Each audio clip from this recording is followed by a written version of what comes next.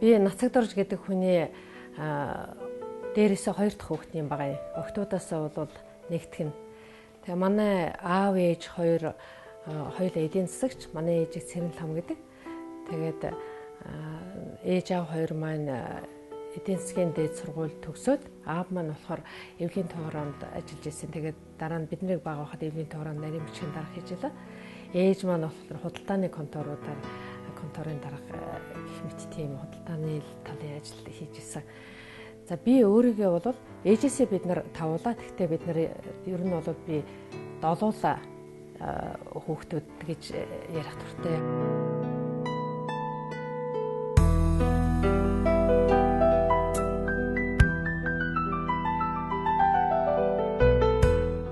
Манай ээж аав хоёр салсны дараа манай ээж Хасаатар гэж хүнтэй суусан. Одоо энэ хүн шүү дээ. Тэ манай пап болохоор хэл өвчгийн ухааны доктор, утга зохиол шүүмжлэгч, орчуулагч, ийм соёлын гавь зэтгэлтэй хүн. Тэгээ энэ хүн бол миний амьдралд маш их олон талаар, ялангуяа миний оюутан байх үед их олон зүйл дээр нөлөөлсөн. Бага нас маань 40-50 мянгатад өнгөрсөн. Тэгээ бид нар яг тэр үеийн одоо энэ жирийн цэхэтэй айлууд яаж л үр хөвгтөө өсгдөг байсан цэцэрлэгт яваад дараа нь би 6 дугаар 10 жилийн сургуульд сурч төгсөөд тэгэл төгсөөд 79 он төгсөн гутаа их сургуульд ороод тэгээд их сургуульд за ерөөсөө нэг тийм ажил мэргэжлийн болно гэж бодоогүй шахуул байхдаа их сургуулийн хуваар авчирсан тэр үчин сурлагаар нь жагсааж байгаа л тэгээд оруулцдаг байсан шүү дээ. Уг нь бол би дотроо битүүхэндээ бол жүжигчин болох юмсан эсвэл одоо орчуулагч болох юмсан гэж боддог байсан. Гэхдээ орчуулагч гэхдээ би бас яг тэр нарийн ялгааг нь бас сайн мэдэхгүй байгаа юм. Тэгээд одоо бодоход бол энэ аман орчуулга хийгээд явдаг өөсний период гэдэг чинь хүн дагаад ингээд орчуулад яваад байдаг. Тийм улсууд энтрийг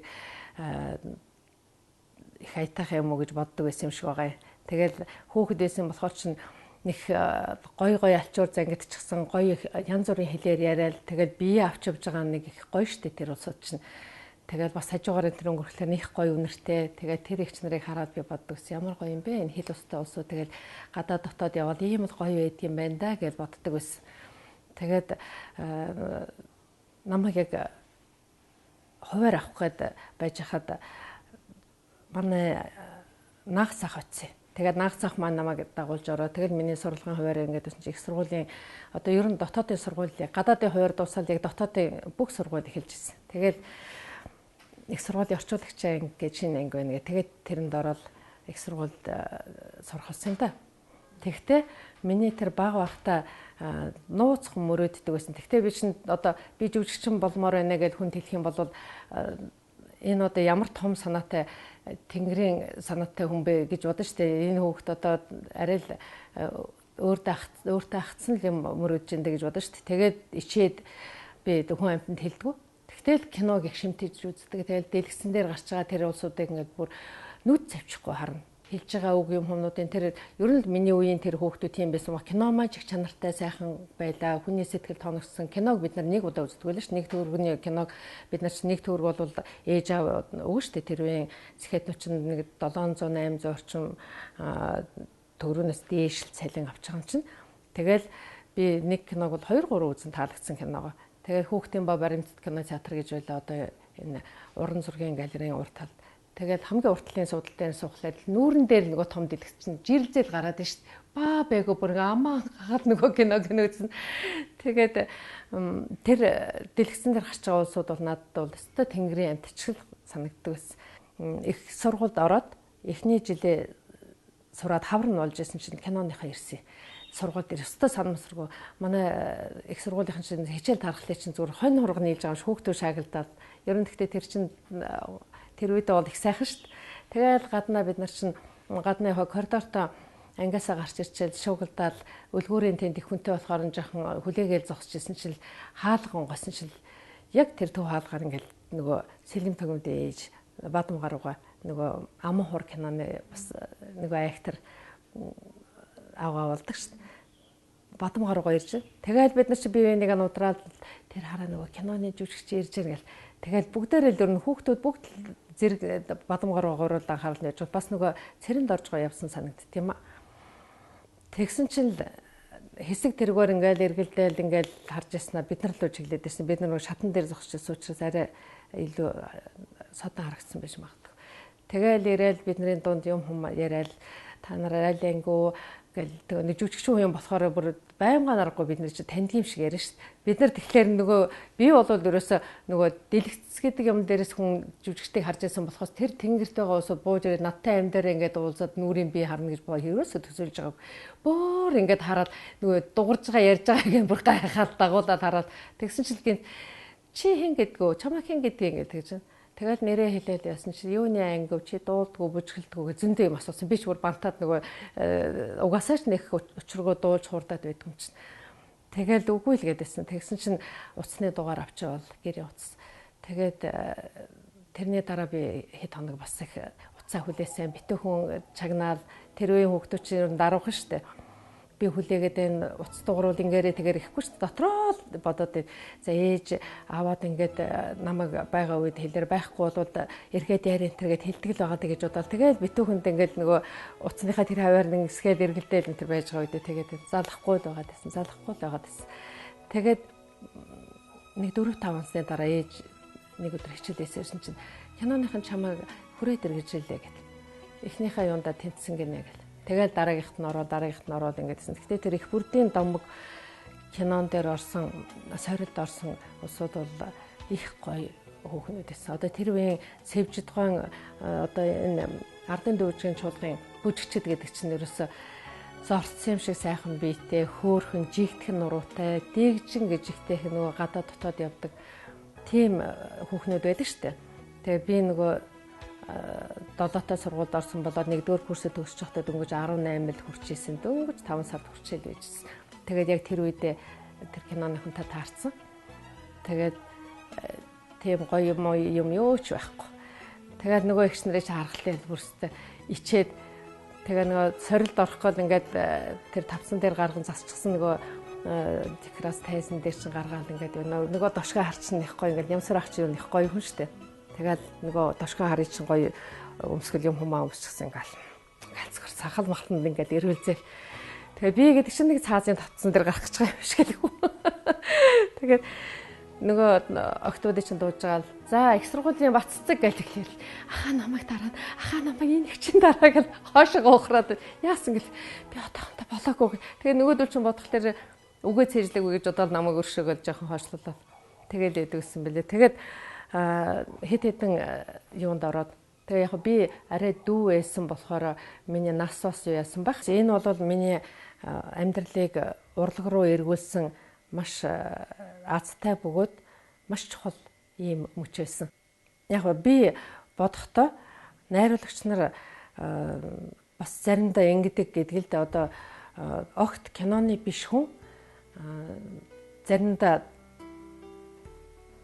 өөрийнхөө байгаагаараа бас тухайн дүрд нь жоохон ойрхон очиод идэг гэж магадгүй. Тэгээд намайг тоогоод аваад исэн баг гэж боддог. Түүнээс миний тэр дүр мөрөө гаргаад их сүрхий тоглоод бариад байх юм гэж байхгүй шүү дээ. Ерөөсөө ялангуяа эхний кинонд бол ерөөсөө эхний зурагнаас ахуулаад ерөөсөө чаддаг юм нэг ч байхгүй. Би чинь сорилд ороход очихдоо кино үйлдвэр гэдэг чинь тэр зүүн зүгт байдаг юм байна гэдгийг мэдж байгаа. Автобусын суугаад ерөөсөө кондуктороос нь асуугаад тэгжээж хүнээр заалгаж очиж орж байгаа хүн шүү дээ.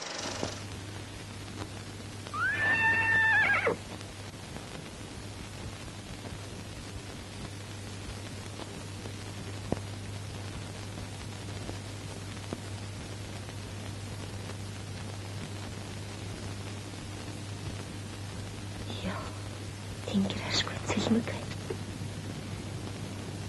Тошгүй хэсгийн хүн охин бие ташаах цаг. Юу ч гэсэн нэг өдрөөр хойшлоо. Гэлээч ертөнцийн нэг өдөр тэнгэр бүрхэж бороор тунаад шүү. Энэ дээрээ 5 хоног.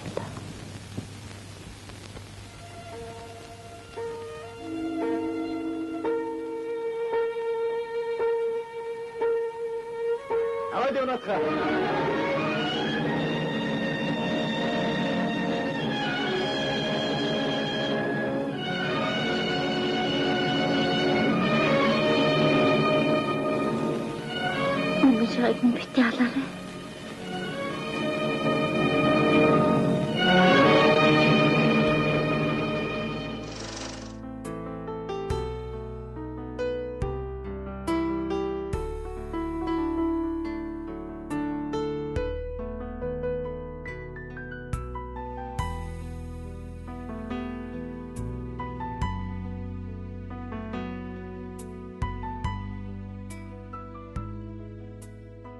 Суврган сахир улс кинонд бол жигжис сүрэн найруулагч өөрөө зохиолоо өгöd. Тэгээд энэ кинонд чи тоглон шүү солонгогийн дүрд гэж хэлээд тэгээд зохиол өгсөн. Тэгээ ер нь бол яг оноосон зохиол авсан анхны тохиолдол байсан л да. Тэгээд найруулагч хүнээс өөрөөс нь чи энэ дүр тоглон шүү гэд гараасан зохиол авах их сайхан штэ. Тэр чин тэр болгон олддог завшаан биш. Тэгээ тэр үед бол зүүрлэшгүй их баярлж ирсэн. Тэрний дараа гэрлэж амжаагүй явна киноны оюутан сүрэнгийн дүрийг бас яг ингэж бунтургай бас зохиол өгч ирсэн байгаа юм. Тэгээ Суврган сахир улс кино бол бас миний хувьд бол шинэ орчин, бас шинэ нөхцөл байдал, бас их олон юмыг сурах шаардлагатай тийм цаг үе тохиосон л доо.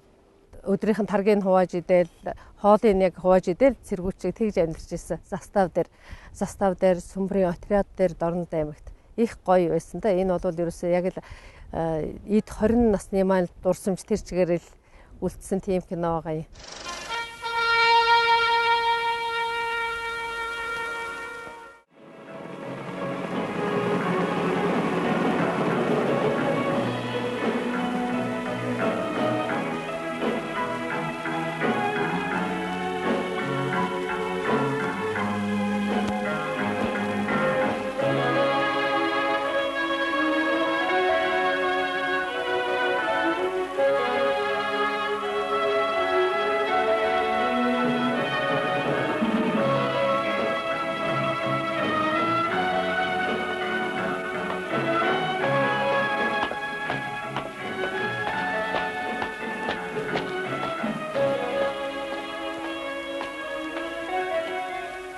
Сайн байна уу? Амрыг ирээ. Сурвалжлагч Солонго. Дэслэгч Сэнт.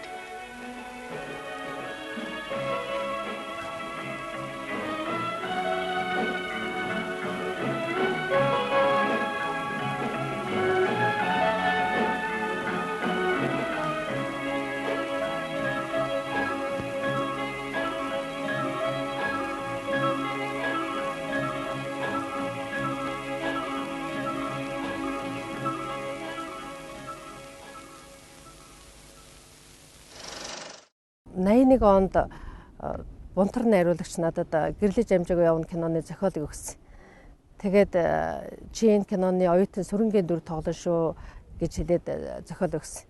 Тэгээд би тэрийг зохиолын яг ямар гэдгийг сайн мэдэхгүй болохоор бушуухан гэртээ авчаад уншихын төс болсон. Бараг зохиолын тэрвэрэд тэр дор ажилласаа гараад гүйсэн баг. Тэгээд очиод уншсан чи их сайхан дүр байсан. Ганцхан надтай хамтарч тоглогч жүжигч хин юм болоо гэж их бодсон.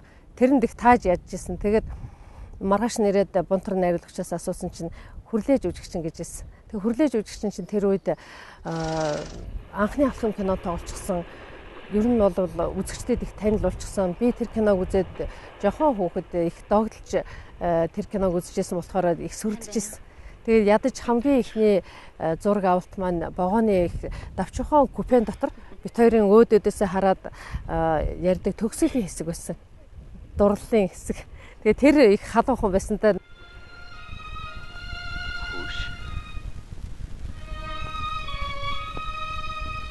Энд чинь та юу? Тийм ээ. Би байна. Эхний кинонд тоглосны дараа бол нэг цагтл ирж байгаагүй. Би ч өөрөө ерөөсөө 18-9 настай хүүхэд нэх учир дөрөөч олохгүй нэг тэгээд л явж идэл 1-2 жил өнгөрчихсөн маа. Тэгээд Суврган сахир улс кинонд яваад ирсэн чинь нөгөө цэргийн ангиудаар застав дээр танил их олон найз цэргүүттэй болсон. Нөгөөдөлд чинь бид нар чинь одоо хаяг усаа солилцсон шүү дээ. манай тэр оюутны захиад хараад гэгчсэн хэлдэг ус. Бас тэгээ чиний захиа чинь тэр нүдэндээ багтгаа байжсэн захиагаа ирж аваарай гэж тэгдэг ус. Сүрэ. Чи өдрийн зам ийшээ нэг нийлэх юм аа да. Очих газар нэг үстэй. Эхний тоглосон дөрүүд маань ер нь бүгдээрээ их хэцүү байсан. Өөр хоорондоо бас жоохон ялгаатай учраас нэгийг нарай гэж нэг ард нь гарангуут дараагийнх нь бас нэг хэцүү шинэ юм гараад ирдэг. Тэгээд тэр шинэ юм хэцүү юм болгоны арт талд надад бас нэг ямар нэг хэмжээгээр нэг сурч үлдсэн юм байгаа байх гэж боддгийн.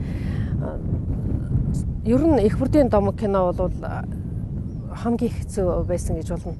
Эхний юм гэдэг чинь угаасаа амаргүй өөрөө аливаа шинэ юм руу хүн ороход дандаа айцтай байдаг. Тийм болохоор би өөрөө их айцтай байсан. Дээрээс нь айцтай хэрнээ чадахгүй юм руугаа ороод тэрийг чадахын төлөө ингээд явхлаар олон ер нь даваа байсан даа. Их бүрдийн домог кинон дэр бол уран бүтээлийн тал дээр гэх юм бол юм ахиад хийх, өсөж дэвжихийн тулд дараагийнхаа үе шат руу орох, нэгийг хийжлээр дараагийн санаа төрдөг тийм явдал бол амьдрал дээр түгээмэл шүү дээ.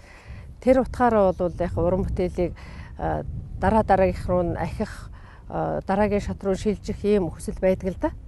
Тий. Гэхдээ намайг гол хөдөлгдөг хүч бол хань маань юм байгаа. Хажуудаа найруулагчтай болохоор надад энэ уран бүтээл рүү дараагийнхын шат руу орох, дараагийн юм руу зүтгэх, тэмүүлэх ийм хүслийг төрүүлж яадаг. Тий, амьдралыг тайз гэж ярьдаг. Тий, ямар сандаа нөгөө хүн насан эцэслэхлээр одоо хөшгөө хаах боллоо, жүжиг дуслаа гэдэгтэй яг адилхан гэдэг шүү дээ.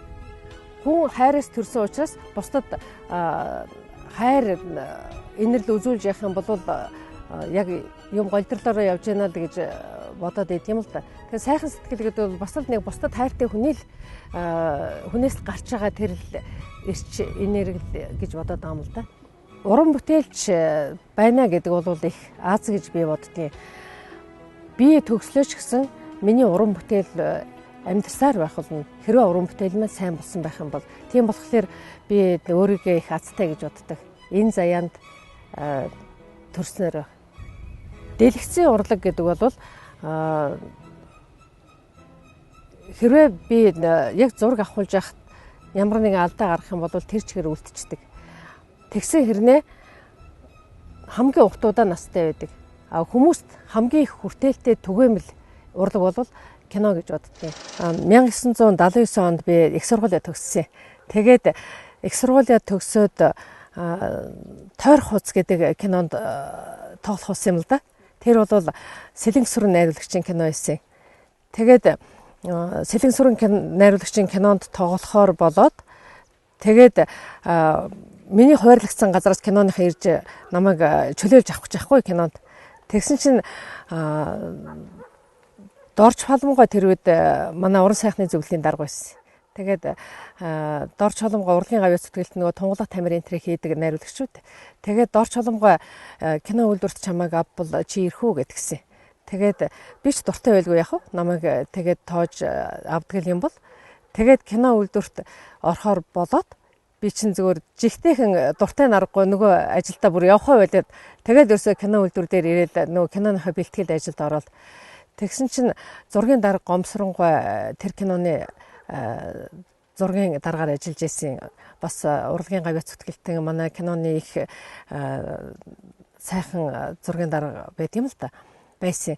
Тэгээд Гомсронгой миний бичиг баримттай хөөцөлтөж ингэж явсаар байгаа намайг шилжүүлээд авцсан. За тэгээд кино үйлдвэрт орсны дараа Жигжид сүрэн найруулагч намайг ягаан гаждад тоглодог Цэндавиш гэдэг гавьяач жүжигчин байдаг шүү дээ. Тэр Цэндавиш гिचэд намайг дуу оруулах энэ ажилд сургаарай гэд шав оруулж өгөөд. Тэгээд би чинь дуу оруулах гээл ёстой л нэг л эхэндээ бол мөн ч их мундрага хутгсан та. Тий. Дуу оруулах чинь хүн ингээд бодхолоор бол их амархан ажил гэж боддог. Тэгээ яг микрофоны өмнө зогсоод тэгээ дэлгэцэн дээр тэр дүрс чинь ерөөсө жирэмзээл өнгөрч шít. Тэрнийх нь тэр дууных нь одоо өөрийнх нь сэтгэлийн ямар хөдөлгөөнтэй байна. Тэгээд дууных нь тэр амны товшилт амьсгаа яаж авчийн тэр болгоныг зөрүүлэхгүй хийх ёстой шít. Тэгээд ихэнх үедээ бол тэр их жигтэйхэн сэтгэлийн өндөр хөдөлгөөнтэй гүйж харьяаж агаад гүйдэл дундаа энэ тэр үг хэлсэн тэр юун дээр бол оруулахад маш хэцүү. Эргэж хараад дахиж амн хөдлөөл ингэх юм бол бүр хэцүү болчихно. Тэгэл мөн ч их л олон улсууд надад тусалж ирсэн та манай кино үйлдвэрт чинь намайг орж яхад ардын жүжигчин Чимэл Осоргой байлаа.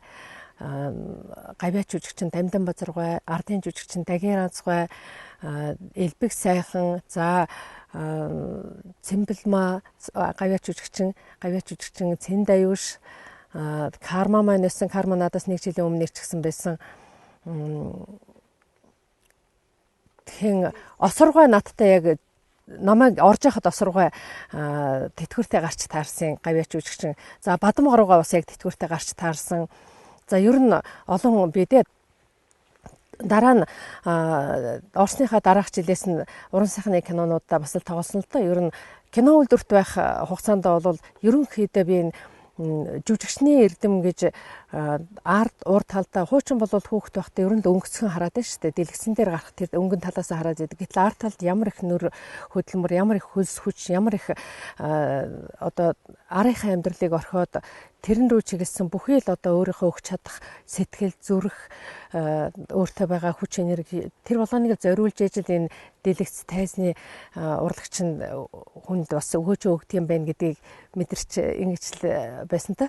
Тэгээд миний хамгийн их уран бүтээлдээ ер нь шамдангуй зүтгэсэн он жилүүд бол кино үйлдвэрт байсан жилүүд юм шүү. Кинонд чинь яг дэлгэцэн дээр бид нар гараад идэг болохоос биш арт талд нь бол нүүр хувиргаагч тэр мужаан цехийнхэн тэр декорац тайзыг барьж гин. За тэгээд ойдлынхан байна, хувцсуураа хийж гин. Бүхий л одоо мэрэгжлийн усуд байдаг шүү дээ. Гэрэлтүүлгийнхэн байна, дуу авианыхан байна гэл.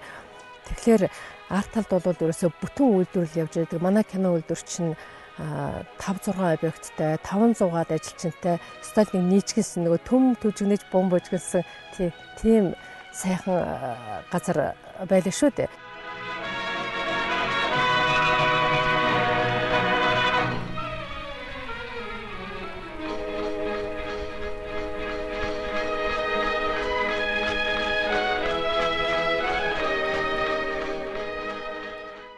За ер нь бол уран бүтээл гэдэг чинь хүний хоёргүй сэтгэл ерөөсөө яг л хүн яаж тэрлөө чиглэж бүх юм өгч чадна тэрүүгээр л уран бүтээлийн чинь ерөнхий төрх гарч ирж яадаг шүү дээ.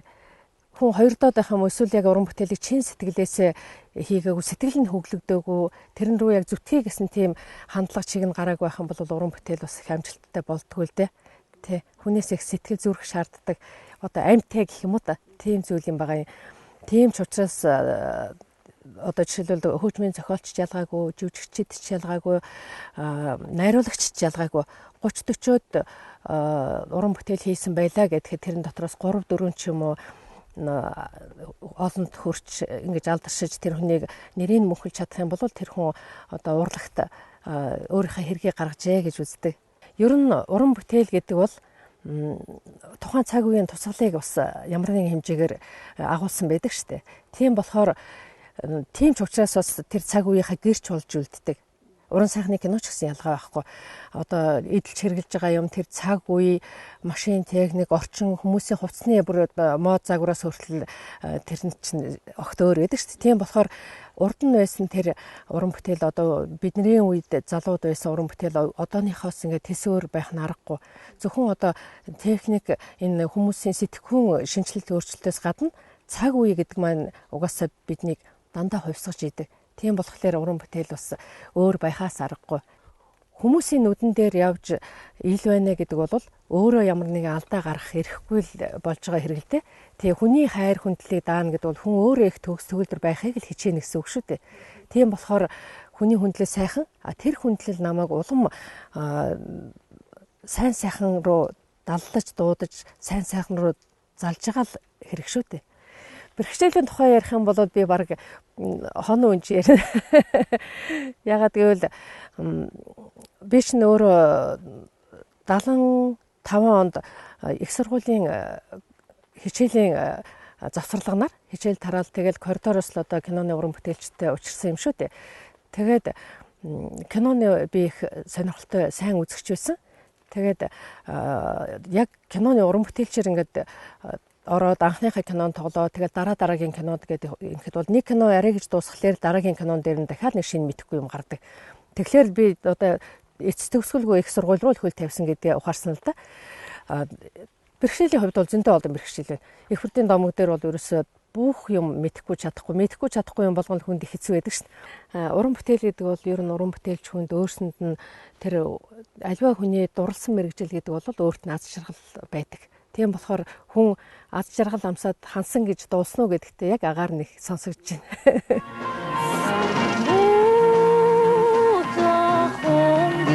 Би нэг бат өчтөрөл амнуусаа болоод энэ чи кинонд байхгүй кадр л да. Кинонд үлэм кадр байхгүй. Тийм сормсон дээр ингэж байх нь юутай. Сормсон дээр олон хар цуулыг хайлуулж явсан бат хэсгийн зураг байхгүй. Тэгээд танд энэ завшаанд энэ зургийг өргөн барья гэж бодож байна. Тэгээ өшөө олон хар цуулыг хайлуулж яваарай. Авиас гэдэг бол олон янзаар тайлбарлаж болно тий. Бурханаас өгсөн хишиг гэдэг бол гарцаагүй бас нэг тайлбарна. Тий. Ер нь амьдрал чинь өөрөө өгөө аваа юм байгаа шүү дээ. Би тэгж боддгийг.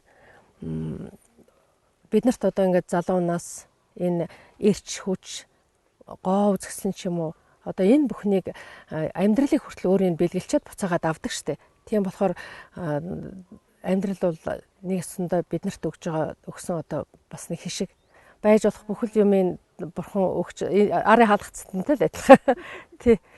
Тийм болохоор авиас гэдэг бол хүн болгонд заяадгүйгээр л тэр чин гайхамшиг байгаа штэ. Хүн ямар нэгэн санаагаар хөглөгдөд ирэхлээр бушуухан л нөхөртөө хэлнэ штэ.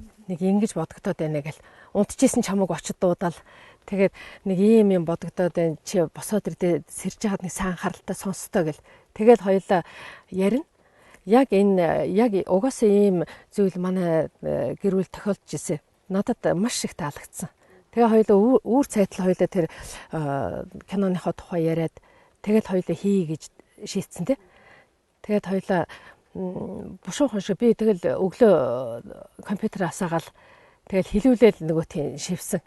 Тий. Тэгэл шивэд буулгаад дараа нь тэгэл нөгөө тэрийгэл ерөөсөө тэгэл бодоод нэг хэсэг тэрүүгээр чинь л ер нь амьсгалаад л байгаа юм л да хит хоног.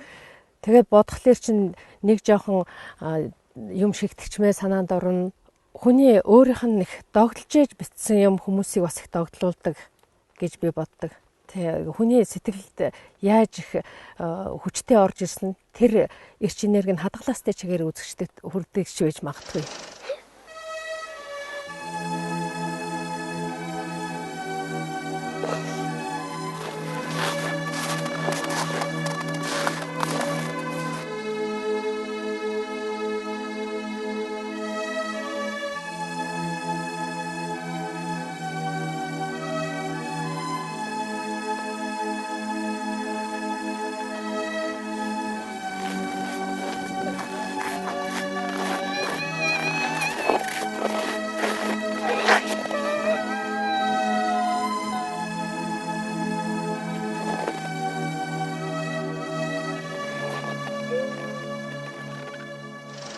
Ер нь урд нь би Америкт нэг яваад ирсэн.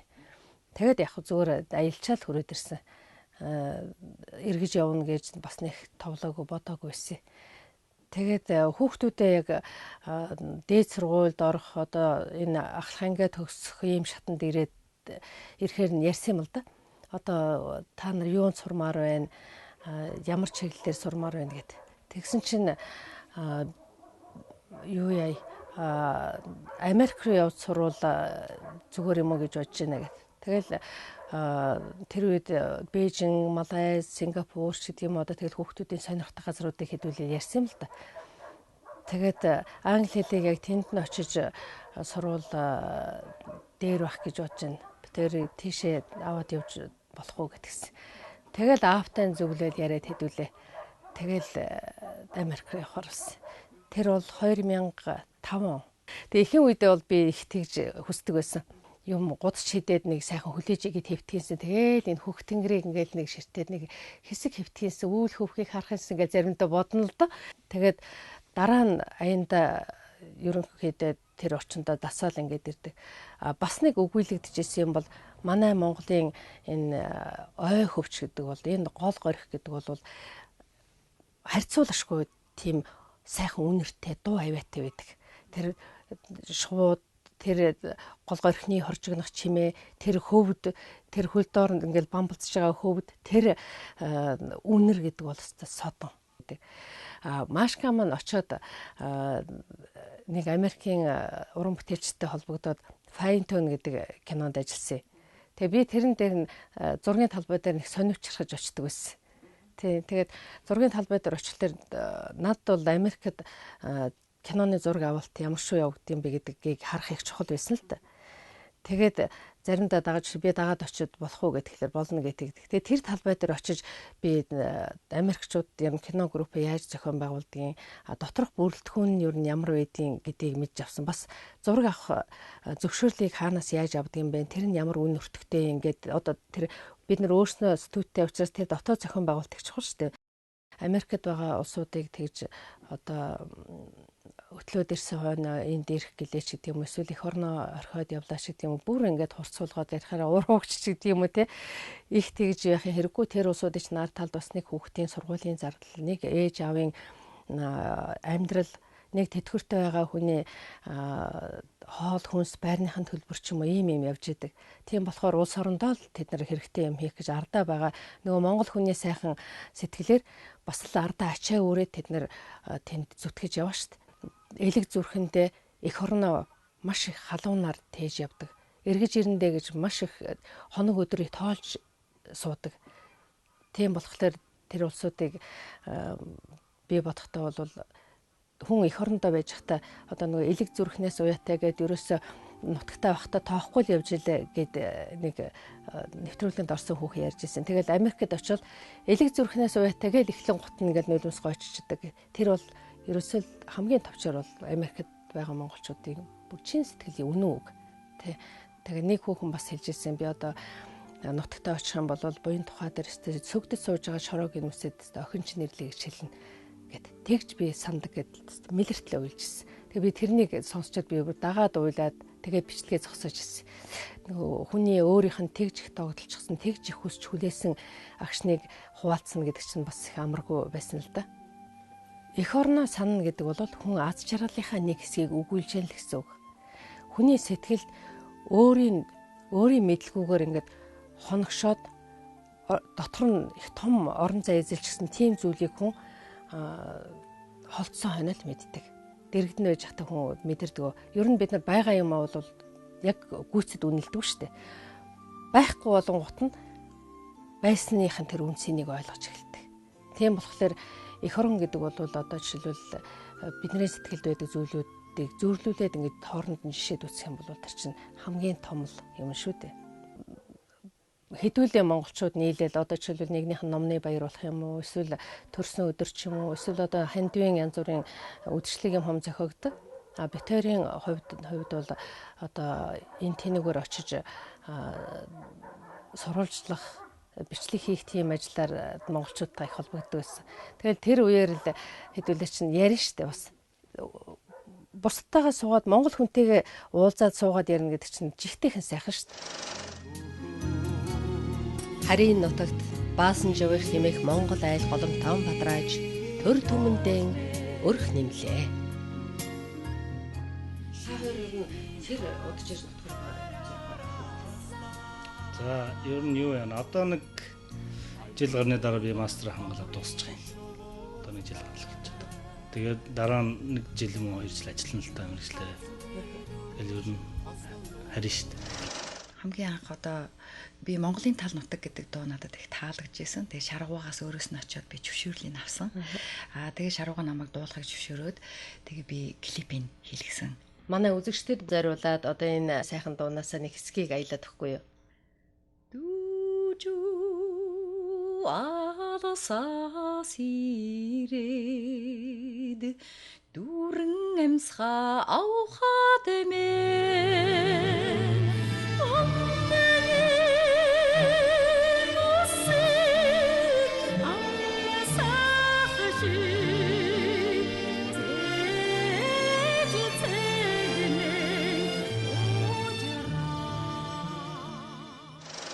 Өдөр өдрөөр алсран холдох хонгор баг насныхаа араас дагаад л гүймээр санагдаж суулаа.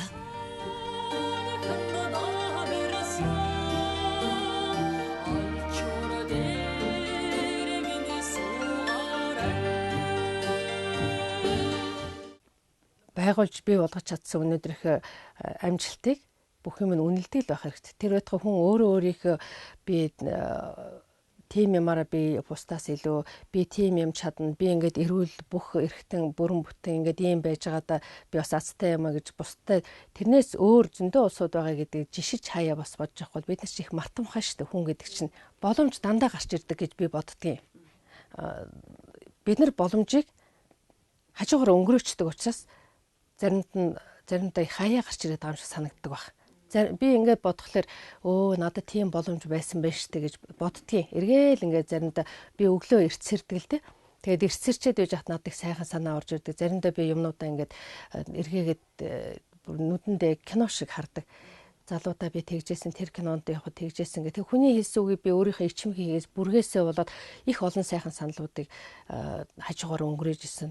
Илүү ихт би өөрөө задарч илүү их юм сурах тийм боломжуудыг их алдчихсан байдгийг хажуугаар нь гараад явцсан. Тэгээд тэр одоо миний хүмүүжлийн алдаатай юм уу эсвэл одоо тийм даруу одоо бүдүүлэгч байсан юм мэдэхгүй. Тэгэл өнгөрцөн байдгийг хүмүүс жишээлбэл одоо чи тийм юм хөтлөөч гэхэлэр би чадахгүй та өөр хүнийг олж хөтлүүл би чинь тийм юм та муу штэ гэл ингэдэг. Би чадахыг бодё та надад зааж өгөргөө л гэсэн бол би тэр чинь тэгэл арай эрт сурах жишээний байна штэ. Тий. Гэх мэт ер нь боломжууд бол байн хүнд нэгдэжээд тэрийг олж харж чадах юм бол яг даруй зан гэдэг бол бас нэг талаараа сүйдэртэй. Юм болгон чинь 100% тийм тэгш төгөлдөр биш шүү дээ. Дуугаа суугаад намайг л одоо олоод харчвал тэгэл би гараад ирэндээ гэж бодоод хүлээгээд идэх чинь буруу шүү дээ. Бид нар ч одоо нэг аз надад суглаа сугалж байгаа юм шиг. Саятан болчих магадгүй гэж хүлээж байгаатай адилхан тэр хүн намайг харах байхаа гэж боддог. Тэгвэл хүмүүс бүр зориуд ухаанаараа зохицуулж тэр боломжийг бий болгож өөрөөс тэр дотроос тэр олон дотроос ялгарч гарах гэж ирмэлцдэг.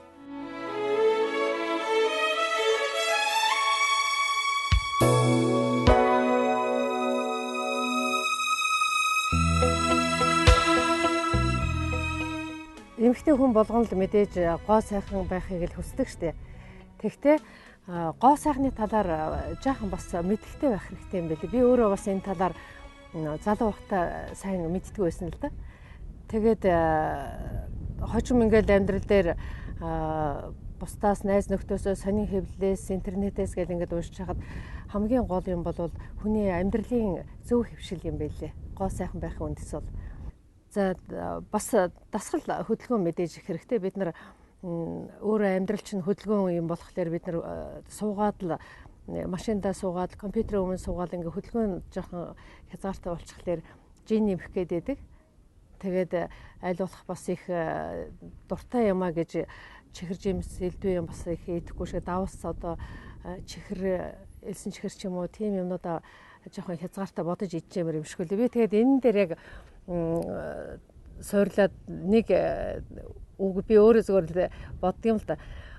Уг нь бол хүснээ ярил хүсээгүйгээ сонсно гэж зүүрэг байт юм байл. Тэгээ би нэг өөрийгөө бас үе бас згээ чи хамаагүй юм мэдэж болохгүй шүү чи амттан дуртай шүү гэж бодоод үе өөртөө хэлдэг. Тэр юу болгосон саяны үгийг би хүссэн юм идэх байх юм бол хүсээгүй галбиртай болно шүү гэж өөртөө хэлдэг. Тэгээд хүн ер нь өөрийнхөө бий болгосон тэр ертөнцийн эрхэмсэг орших ёстой гэж би боддог. Тий. Охтууд бас ялгаагүй л дээ. Ер нь эмэгтэйчүүд өөртөө өөрийгөө хайрлаж чадах юм бол бусд хүмүүс чамайг хайрлана. Тийм болохоор өөрийгөө эрүүл саруул авч явж бас өөрийнхөө үн цэнийг мэдэрч явах хэрэгтэй. Хэд их өөрийгөө одоо замбраагүй гэх юм уу? Тийм олонний нүдэн дээр бас үн цэнгүй харагдуулж тэгж бие авч явах хэрэггүй л дээ. Бид нар чинь бас үнтэй цэнтэй бид нар энэ амьдралд чинь бас их үүрэгтэй оройлтой шүү дээ. Тийм болохоор өөрийнхөө л орчиндөө эрхэмсэг байж бусдад хайр түгээж бусдын амьдралыг утга учиртай болгож заалж явж явах хэрэгтэй гэж боддог. Эрэгтэйчүүд гэдэг бол эмэгтэйчүүдийн хатан ухаанаар явдаг улсууд шүү дээ. Яг ингээд дэрэгдэн очоод нарийнда ингээд харахаар бол эрэгтэй улсууд бол сайхан төршигтэй, ухаантай, юм дээр их уужуу өргөн хүрээтэй хард сэтгэж чаддаг ч гэсэн тулаад ирэхлээр зарим үед бол хүүхэд шиг тийм байдал ажиглагддаг шүү дээ. Тийм болохоор эмэгтэй хүн гэдэг бол эрэгтэй хүний амжилтын ард явж байдаг бас нэг хөтчин болж явж байдаг.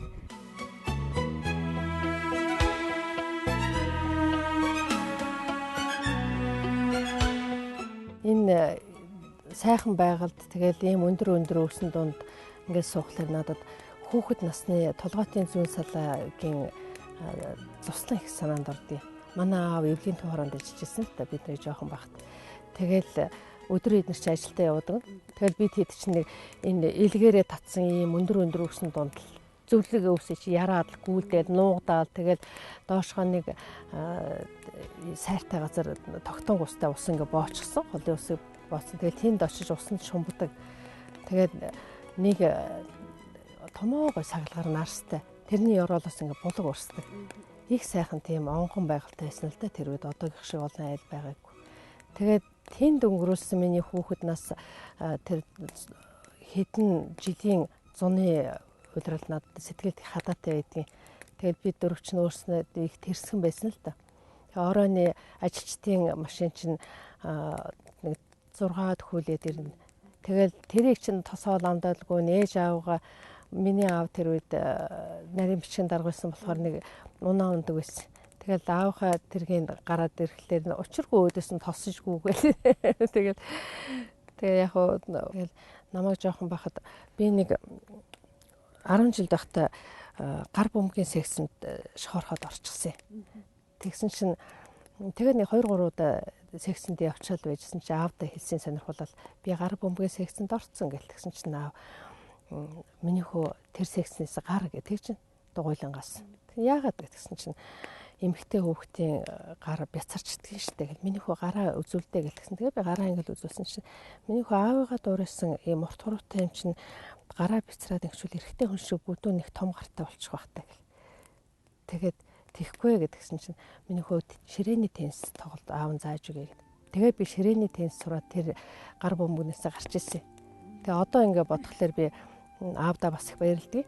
Бас өөрийн зүүн совинч байсан юм уу? Бас ингээд нэг урлагаар явах энэ үг юм бас л намайг айтэ байлгах гэж бодож байжтэй гэж боддгийг. Нэг удаа би юм нэхэд оюутан байхдаа тэгээд суужсэн чинь минийхөө чамд юм нэхэх нас чинь өөрөө ирнэ штэ аянда. Одоо битгий юм нэх гэд. Тэгээд би тэр үед чинь бас л нөгөө хууц сунар нь ховор болохлээр октод юм нэхэд л тэгэхээр нэхэд сурчсан. Тэгэл одоо гоё цамцтай болох гал нөгөө цамцсан нүдэнд нь харагдаад нэхэд сууштай.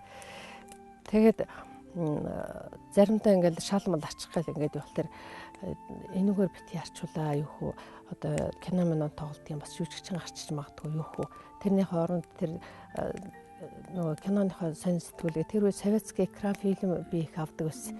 Тэгэл жаал жүжигчдийн зураг хараад нэрийн тогтоогол их шохорхноо үзсэн киноныхоо тухай үед их эргүүлж тойруулж хардаг.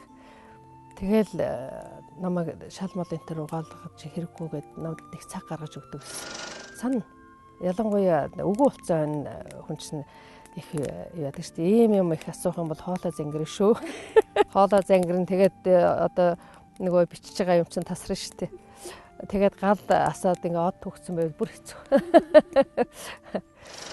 Яг хоо амьдрал өөрөө нэг гол дундуур ер нь голын урсгал шиг. Би одоо ингээд нэг голын урсгал дундуур ингээд урсаад жирэлзээд өнгөрч байгаа юм шиг. Нэгэн бодлын би ингээд өнгөрөөд явчих юм шиг амьдрал маань ч бас өнгөрөөд байгаа юм шиг.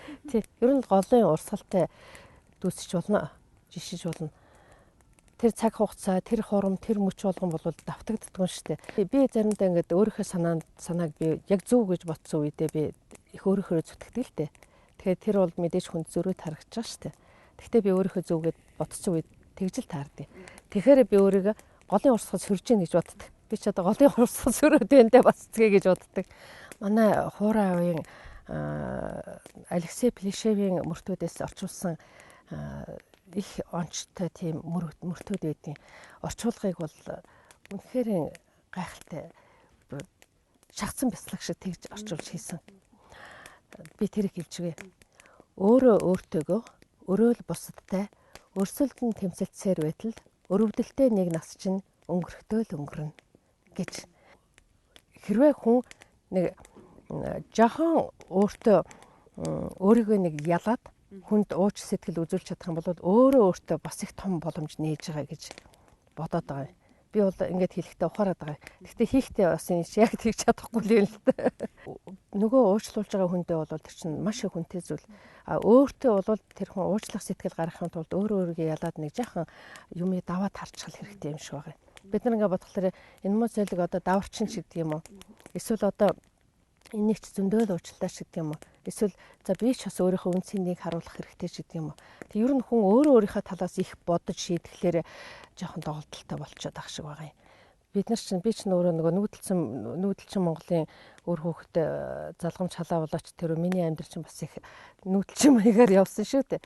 Тийм болохоор яг Монгол ахуйгаа бас байнга одоо хадгалаад яваад исэн гэхэд бол өөрчлөлтөө л ингээл яваадсан. Гэхдээ би ер нь хөвөнтэй дээлээ өөрийнхөө нэг ахуйн хэрэгэлдэг миний энэ нэг амьдралын хэв хөвшил бол яахын л аргагүй бүр салж хагасч чадахгүй энэ насаа дуустал хагасч чадахгүй тийм нэг монгол хүний шин чанар надад агуулгаддаг. Тэгэхээр бас огт тас хөндөй биш.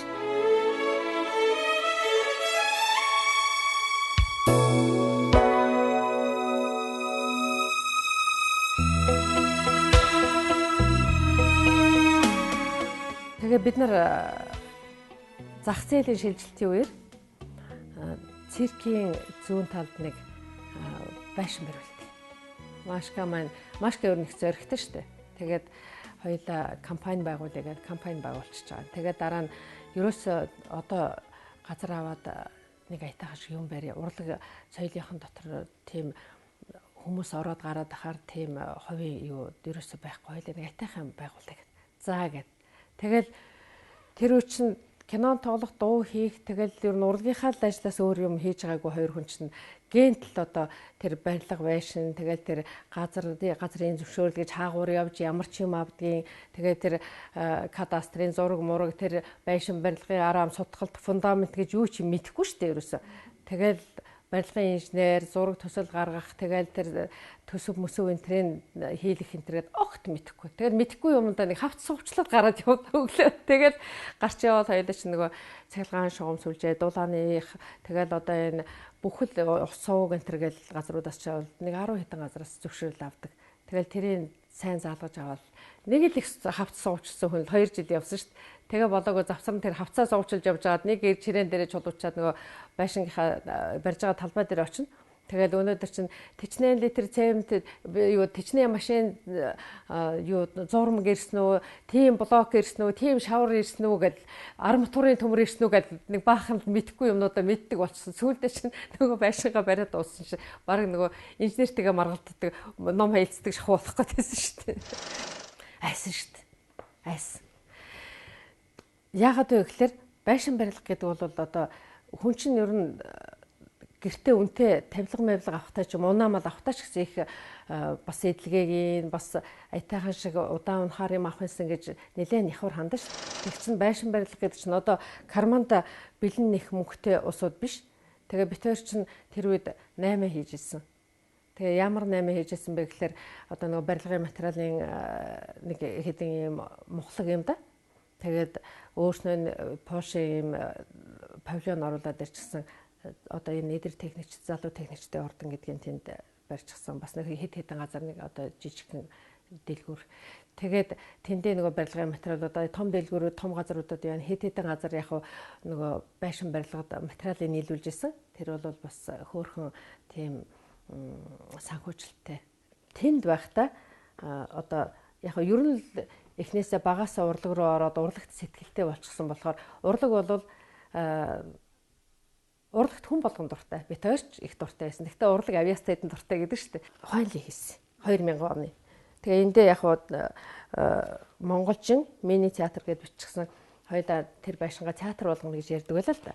Тэгээд тэр үуч нь морь мал тэгээд одоо янз бүрийн гоё хувцс хүн тэр өмссөн улсуудын календар гардаг байсан ханы календар яг л одоо ийм юм сэргэж эхэлжсэн үйл дээ. Тэгээд хоёлаа ярьсан. Гэхдээ одоо ер нь хоёлаа жүжигчдэрээ хийл да. Манай жүжигч чинь бас календарын гоё нүүр болно шүү дээ. Тэгэл гарын үсгийн зуруулаад одоо тухайн үед ингээд цэнхэр микрофонтой хийгээд их олон өнгөөр аминтай л их гоё одоо бас нэг хүн энэ дизайн нэтрийг гаргаж өгсөн байгаа шүү дээ. Тэгэл бид нар ч энэ юугаа хийлгээл энэ одоо ягангажид цэндэрч маань байна. Энэ манай цэцгээ жүжигчин байна. За тэгээ олон энэ манай дошхон хар байна. Тэ. Бадам гарваагаа маань нөгөө намайг кинонд анх олж ирдэг. Тэ. Очир утгай гэдэг. Одоо киноныхоо сайхан бусуудыг л авчирж яаж манай төмрөө байна тий. Цэрэн давг жүжигчин байна. Совдаа игч маань байна тий. Ингээд энэ хэдийгээ ингээд байгаад тэгээд энэ календар гараад яхаа зарим нь бид нар яг урлагийн байгууллага болж ингэж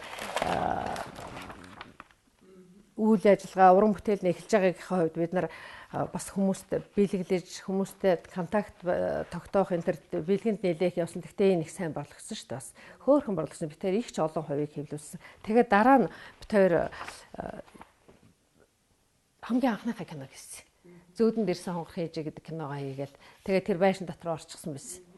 Тэгээд доо давхрууд энэ төртэй яг ингээд нэг бэлдаржуулах юу, дэлгүүр хоршооч гэдэг юм ингээд янз бүрийн бас нэг мөнгө төгрөгийн гоожур хийх тийм бизнесийн юмнууд эхлүүлж ирсэн л да. Аэробик энэ гэл нэг тийм юмнууд ч манай тэр үед эхэлж ирсэн. Яг бүр их нарийн одооных шиг болоог байсан. Тэр үе болоод миний амьдралд маш их олон зүйлийг надад ойлгуулсан. Би их ч юм сурсан. Тэгээд бид нар ч бас нэг хэсэг мебель энэ төр оруулдаг үлээ. Тэр 8 хийж явах үед одоо контейнер маань овоож игдрээ сайхан ингэ болоод ирлээ барилгын материал. Тэгээд цагаан сар болохоор бид нар чинь одоо тэгээд зарж болдог юм чинь бүгдийг зарж өрхийг л одоо үзлээ штэ. Тэгээд цагаан сар болохоор ч одоо нөгөө вафл тэгэл ийм нөгөө батон чихэрнүүд одоо тэр хүний бэлгэнд өгдөг юм тавган дээр тавьдаг юм энэ тэр гэдэг одоо хэвийн бовон дээр тавиад өгдөг юм йотон зүрхэн бундан одоо юу вэ тийм юмнууд тэр. Тэгээд контейнерын цоороод нөгөөх нь бүр ингээд нороод тэгээд борооны усанд норчихсан нөгөө гоё йотонгууд нь нөгөө гоё хэлбэртэй йотонгууд нь бүгд ингээд хэдэн хайрцагаараа бүр ингээд норчихсан. Нөгөө тэр төмпөнгөөр нойтон йотонтой нөгөө атсан хоёр айл маань ч юм уу хувааж аваад танах 4 төмп манах 4 төмп за энийг яах вэ гэл тэгээд жоохон цэвэрхэн гайгуунуудын хэдвэлээ чинь за тэгээд одоо компот чанаад идэгээ заримдаа чи вафл маань зарагдахгүй бол ингээд ханаараа 4 вафл өрчихсөн одоо нэг дэлгүүрээс клач шиг тэгэл хүн орж ирсэн вафл идэдэг сүүлдээ манад орж ирсэн вафл идэхгүй тэгэл шүн суучаад би үүр цайтал мөнгө тоолох нөгөө ингэж байгаа л ингэж тоолдог ч нэг хуруугаар ингэдэг тэгж тоолохыг сурах гэж шүнжэнгөө тэгдэг дараагийн шүнжэнгөө суугаад би тооны машин дээр ингэдэг. Тэгээ нөгөө шуудан мөнгө чинь бас нэг задгаагаар нь юугаар нэг зарим нь толгойлж ирж энэ тэр толгой өөдөрөө нэг болгож янзлан бас шинэ хуучнаар нь заримдаа ялгана. Тэгэл нөгөө валют болох гэхлээр чинь тэр чинь нөгөө их задгаа бол бас авахгүй шүү. Тэгэл нөгөө нэгтлэн ярамарвда өгнө гэх мэт. Тэгэл нэг харахлаар чинь уран бүтээлч юм шиг 8 чигээд авах шиг бизнес чигээд авах шиг нэг тийм маягтай явдаг гэсэн. Тэгээд ерөнхийдөө 2003-4 оноос битээрөөсөө яг цэвэр уран бүтээл рүүгээ ороод тэгэл Ван Сүмбрүү, Мэлми, Жинжима гэл ингээд юу хийсэн. Жинжимаг бол ерөнхийдөө битээр өөрснөө ингээд сэтгэл их догдолчихсон. Тэрнийг ингээд хурдхан уран бүтээл болгоё гэдэг тийм эрмэлзэлтэй болсон байсан болохоор ер нь бас их удаан тэгж чирэгдэж чангаагдаагүй их тап гэл ингээд хийгдээд. Тэгээ жүжигчтэй ч гэсэн ер нь за энэ ингээд байх юм байна гэл.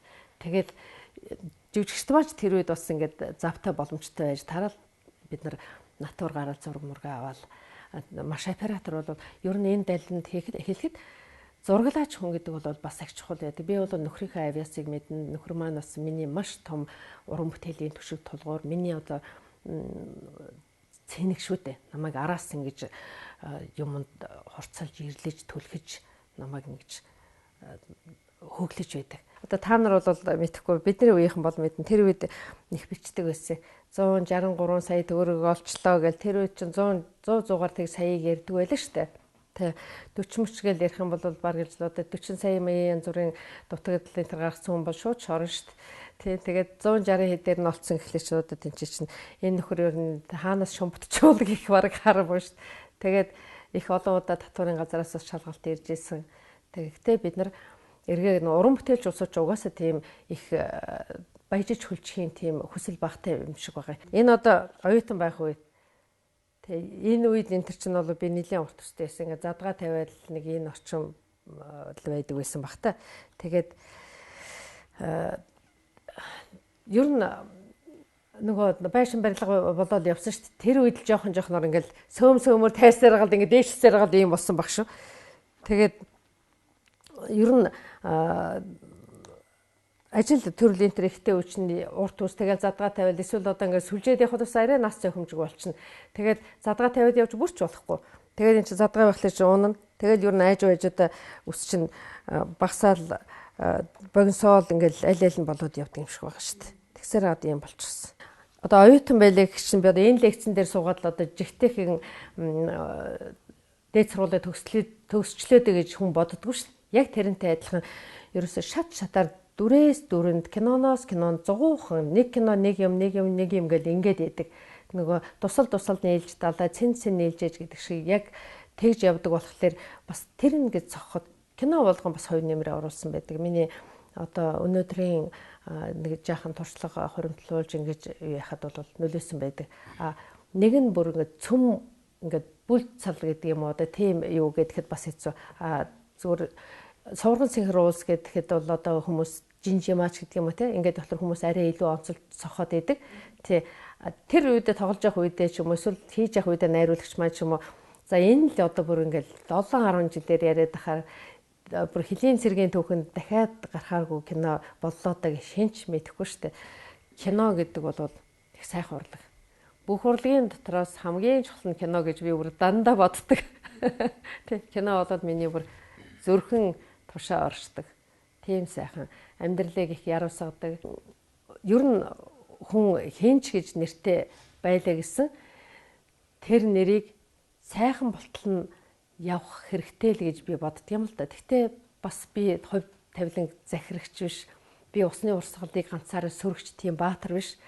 Тодорхой хэмжээгээр би хүчин зүйл захирагдана. Нэрээ нөгөө бүлээн зүстэй бүтэн нэртэй явж болдгийм байна гэж би боддгийн штэ. Яг би учиргүй их гайхалтай гэж үнэхээр хэлэхгүй. Тийм огт биш. Тэгвэл би зүгээр л нэг учиргүй унахчаагүй. Баццэг гэдэг нэрийг хүн сонсоход бол учиргүй их муухай сонсогдохгүй гэж л боддгийг.